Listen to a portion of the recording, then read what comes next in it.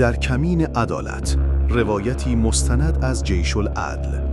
در قلب کوههای سر به فلک کشیده بلوچستان، جایی که خورشید سوزان بر صخره‌های سترگ سایه می‌افکند و باد قصه‌های ناگفته ای را در دره‌های عمیق زمزمه می‌کند، نیرویی سربرآورده است که سالهاست خواب آرام را از چشمان مرزبان ایرانی رو بوده است.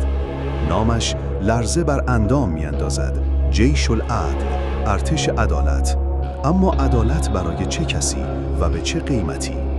این مستند به اعماق این گروه مرموز و پرمناقشه سفر می‌کند، از خاستگاه و اهدافش پرده برمی‌دارد و رد خون و باروتش را در جغرافیای ناآرام جنوب شرق ایران دنبال می‌کند.